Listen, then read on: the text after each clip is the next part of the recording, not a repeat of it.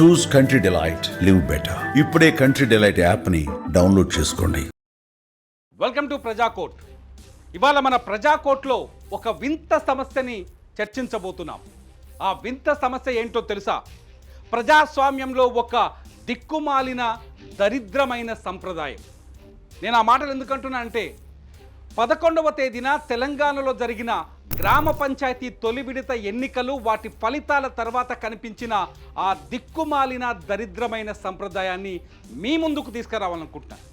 ప్రజాస్వామ్యంలో ఓటరుకు ఉండాల్సిన స్వేచ్ఛని నోట్లతో కొనుగోలు చేసి, ఎన్నికల్లో కోట్లకు కోట్లు డబ్బులు పంచి, ఎన్నికల్లో ఓడిపోయిన తర్వాత దేవుళ్ళ ఫోటోలు పట్టుకొని, దేవుళ్ళ జెండాలు పట్టుకొని ఓటర్ల ఇళ్ల చుట్టూ తిరుగుతూ, ఓటర్ల ఇళ్లపైన దండయాత్రలు చేస్తూ, మాకు ఓట్లు వేశారా లేదా, మా డబ్బులు తీసుకున్నారు కాబట్టి తిరిగి మా డబ్బులు మాకు ఇవ్వండి అంటూ ఓటర్లని నిందితులుగా చేస్తున్న నాయకులని ప్రశ్నించాలనుకుంటున్నా. కేవలం నాయకులనే ఎందుకు ప్రశ్నించాలి అని మీకు అనుమానం రావచ్చు. నాయకులనే కాదు, ఓటు కోసం డబ్బులు తీసుకున్న ఓటర్లని, అమ్ముడుపోయిన ఓటర్లను కూడా ఇవాటి ప్రజాకోర్టులో ప్రశ్నించాలనుకుంటున్నా. ఇవాటి ప్రజాకోర్టులో ఎవరు నిందితులో తేలుద్దాం. ముందు ప్రజాకోర్టులో అసలు జరిగిన సంఘటనకు సంబంధించిన కొన్ని దృశ్యాలను చూడండి.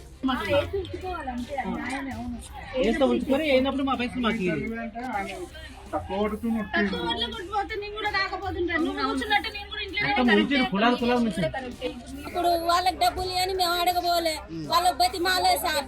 వాళ్ళ అవసరం వాళ్ళు ఇచ్చిర్రు. రాత్రి పగులు 10 ఇంటికి పండుకున్నా కూడా లేపి మమ్మల్ని ఇబ్బంది పెట్టి వాళ్ళు డబ్బులు ఇచ్చి సార్ ఇక్కడ వచ్చి పొద్దున 6 నుంచి మమ్మల్ని ఇబ్బంది పెట్టి ఇంటింటికి తిరిగి ధర్మా బట్టి జెండా బట్టి మా ప్రమాణం చేసినా సార్, మీకే వేసిన ఓటు ఇవాళ లిస్టు నేను జంగిలి కూడా వేయకుండా మీకు వేసినా అంటే జెండా బట్టా, మా జెండా బట్టి అని భార్య భర్తలకు ప్రమాణం చేపించారు. అరే, మహబూబాబాద్ జిల్లాలో ఒక వ్యక్తి ఒక ఊళ్ళో, నేను ఊరి పేర్లు ఇక్కడ చెప్పాలనుకోవట్లేదు, అది సోషల్ మీడియాలో వైరల్ అయ్యాయి. అట్లాగే నల్గొండ జిల్లాలో కూడా నార్కెట్పల్లి మండలంలో ఒక విలేజ్ పేరు, నేను ఆ విలేజ్ పేరు చెప్పదలుచుకోలేదు, ఆ విజువల్స్ కూడా సోషల్ మీడియాలో వైరల్ అయ్యాయి. సర్పంచ్ ఎన్నికల కోసం గడిచిన 15 రోజులుగా ఎత్తుకు పై ఎత్తులు వేస్తూ అవతలి అభ్యర్థిని ఓడించాలనే కోరికతోటి ఓటర్లకి డబ్బులు పంచిన నాయకులు ఉన్నారు. చాలా చోట్ల, చాలా గ్రామాల్లో జరుగుతోంది. నిజంగా చెప్పాలి అంటే గ్రామ పంచాయతీ ఎన్నికల్లో ఒక ఓటు 2000 నుంచి 5000 రూపాయలు అమ్ముడుపోతుంది. ఎందుకు సర్పంచ్ ఎన్నికల్లో అతను డబ్బులు పంచాలనుకుంటున్నాడు సర్పంచ్ అభ్యర్థి అంటే, ఆ ఊరు పైన అజమాయిషీ కోసం, ఆ ఊరు పైన పెత్తనం కోసం, ఆ ఊరికి తను సర్పంచ్గా ఎన్నికై ఒక చరిత్రని సృష్టించాలనుకోవడం కోసం.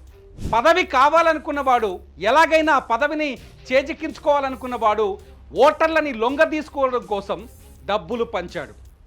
అరే భయ్, నువ్వు డబ్బులు ఇస్తే ఎవడు తీసుకోకుండా ఉంటాడు ఈ మార్కెట్లో? సర్పంచ్గా ఎన్నికైతే అధికారం నీ చేతికి వస్తుంది, ఓటర్ చేతికి రావట్లేదు. ఆ అధికారం వస్తే ఊరు మీద 10 దోచుకోవాలనుకుంటున్నావో, లేకపోతే ఊర్లోకి వచ్చే కాంట్రాక్టులు నువ్వే తీసుకోవాలనుకుంటున్నావో, ఆ డబ్బులు ఎలా రికవరీ చేసుకోవాలో ఆలోచన లేకుండానే నువ్వు పంచుతున్నావని ఓటర్ ఎప్పుడూ ఆలోచించడు. ఓటర్ ఎలా ఆలోచిస్తాడంటే, సర్పంచ్ అయ్యేందుకు ఈయన 2000 ఇస్తున్నాడు అంటే మన దగ్గర నుంచి ఖచ్చితంగా 4000 దోచుకుంటాడు అని. సర్పంచ్ అయ్యేందుకు ఈయన 5000 ఇస్తున్నాడు అంటే మన దగ్గర నుంచి 10,000 ఖచ్చితంగా దోచుకుంటాడు అని ఓటర్కి ఆ క్లారిటీ ఉంది. సరే, తీసుకున్నాడు. ఎలక్షన్స్లో పోటీ చేశావు, ఓడిపోతావో గెలుస్తావో నీకే తెలియదు, ఆ ఓటర్కి ఎలా తెలుస్తుందరా నాయన? డబ్బులు తీసుకున్న తర్వాత, డబ్బులు పంచేసావు, పోటీలో దిగావు, ఓడిపోయిన తర్వాత నాకు నువ్వు ఓటు వేయలేదు అని ఇంటి మీదకో జెండా పట్టుకొని గుంపునేసుకొని వచ్చి నా పైసలు నాకు ఇయ్యి, నీకు ఇచ్చిన పైసలు ఏమైనా, నువ్వు పైసలు తీసుకున్నావు కానీ ఓటు వేయలేదు, దౌర్జన్యం చేస్తే ఏమొస్తుంది? ఎవడేమన్నాడు నేను పైసలు? అవతలోడు నన్ను ఓడిస్తాడేమో అనే భయంతో డబ్బులు పంచినావు. నువ్వు ఒక్కనివే కాదు బాస్, అవతలోడు కూడా పంచాడు. పోటాపోటీగా డబ్బులు పంచినప్పుడు ఓటర్ ఎలా ఆలోచిస్తాడు ఒక్కసారి నువ్వు కూడా ఆలోచించు. రేపు 2 విడతల్లో సర్పంచ్ ఎన్నికలకు వెళ్ళే నాయకులకి కానీ, సర్పంచ్ ఎన్నికల్లో పోటీ చేస్తున్న సర్పంచ్ అభ్యర్థులకు కానీ నేను చెప్పాలనుకున్న మాట ఇదే. నువ్వు డబ్బులు ఇచ్చినప్పుడు, వాడు డబ్బులు ఇచ్చినప్పుడు ఆటోమేటిక్గా డబ్బులు ఇచ్చిన ఇద్దరు నాయకుల్లో ఎవడు మంచివాడో వాడికే ఓటేస్తాడు ఓటర్. చాలా గ్రామాల్లో ఇదే జరుగుతోంది. నువ్వు నా దగ్గర డబ్బులు తీసుకోలేదు కాబట్టి నువ్వు నాకు ఓటేయలేదంటే, ఓటేసే ఉద్దేశం లేదు కాబట్టి డబ్బులు తీసుకోవట్లేదు. డబ్బులు తీసుకోకపోతే అలా వేధించావు. పుసుకున్న డబ్బులు తీసుకొని ఓడిపోయినావు అనుకో, నువ్వు నాకు ఓటేయలే, ఓటేసిన గ్యారెంటీ ఏంటి? ఇగో ఈ దేవుడి పట్టం మీద ప్రమాణం చేయి, ఈ జెండా పట్టుకొని ప్రమాణం చేయి, విమానం తిను, పైసలు ఈ నాయనకు, నువ్వు నాకు ఓటేయలేదు కాబట్టే ఓడిపోయినా కాబట్టి నా పైసలు నాకి.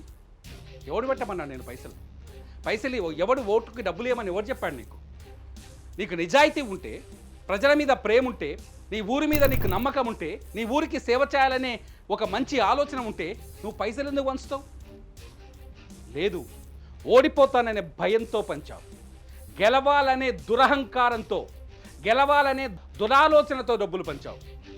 డబ్బులు పంచిన తర్వాత, ప్రజల ఓటు రుచి చూసిన తర్వాత, ఓడిపోయిన తర్వాత ఇంటికెళ్ళి మళ్ళీ డబ్బులు అడుగుతందుకు ముందు మనకు కూడా సిగ్గుండాలి కదా. గ్రామ పంచాయతీ ఎన్నికల్లో డబ్బులు పంచితే ఏమీ రావురా నాయన అని కూడా చెప్పారు కదా. ఊరుని నాశనం చేసింది మీరా కాదా? ప్రజాకోట్లో నేను అడుగుతున్న ప్రశ్న, డబ్బులు పంచి ఓట్లని కొని ఊరును నాశనం చేసింది మీరా కాదా? చికెన్ పంపించి, బిర్యానీ పంపించి ఇంటికి ఓటర్లని లొంగ తీసుకునే ప్రయత్నం చేసింది మీరా కాదా? సిగ్గు లేకుండా ఇప్పుడు మీరే వెళ్ళి నా డబ్బులు నాకు ఇవ్వండి అని అడగటంలో న్యాయం ఉందా? ఇక్కడ ఓటర్లను కూడా నేను ప్రశ్నిస్తున్నాను, దయచేసి సిగ్గుపడండి.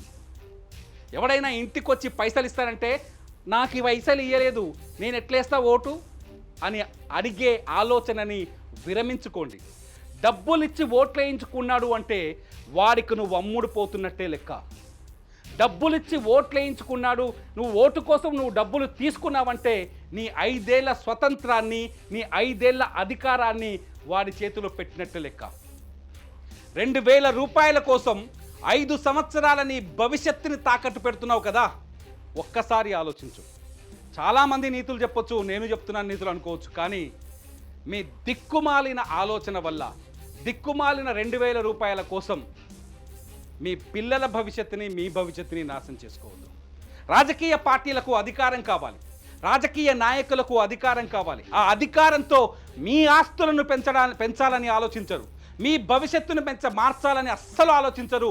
చరిత్ర చెబుతోంది, 70 ఏళ్ల భారతదేశ చరిత్ర. రాజకీయ నాయకులు ఎప్పుడైతే అధికారం చేతికి దక్కుతుందో కనీసం మీ ముఖం కూడా చూడరు. ఇవాళ ఇంటి చుట్టూ తిరుగుతున్న సర్పంచ్ అభ్యర్థులు, మీ ఇంటికి వచ్చి ఓటేయమని బతిన్లాడి చేతిలో 2000 రూపాయలు పెట్టిపోతున్న సర్పంచ్ అభ్యర్థులు రేపు గెలిచిన తర్వాత, ఎన్నికల్లో విజయం సాధించిన తర్వాత ఆయన ఇంటికే నిన్ను రమ్మంటారు, కానీ నీ ఇంటికి రారు. ఎందుకంటే పనులు నీకు కావాలి. సర్పంచ్ అభ్యర్థి ఎవరైతే డబ్బులు పంచి అధికారంలోకి వస్తున్నారో వాళ్ళ అవసరం ఓటేసే ఒకే ఒక్క రోజుతో తీరిపోతుంది. మిగిలిన 5 సంవత్సరాలు నీ అవసరం మాత్రమే మిగులుతుంది. గుర్తుపెట్టుకో. అందుకని అడుగుతున్నా, ఈ బోన్లో ఎన్నికల్లో ఓట్లు పంచిన రాజకీయ నాయకులుంటే ఈ బోన్లో ఓట్లకు డబ్బులు తీసుకుని ఓట్లేస్తున్న ఓటర్ ఉన్నాడు అని. ఈ 2 బోన్లలో ఎవరు నిందితులంటే ఇద్దరూ నిందితులు అని నేను అంటున్నా. మరి మీరేమనుకుంటున్నారో ప్రజాకోర్టులో తీర్పుగా మీ కామెంట్ రాయండి. చూస్తూనే ఉండండి సుమన్ టీవీ.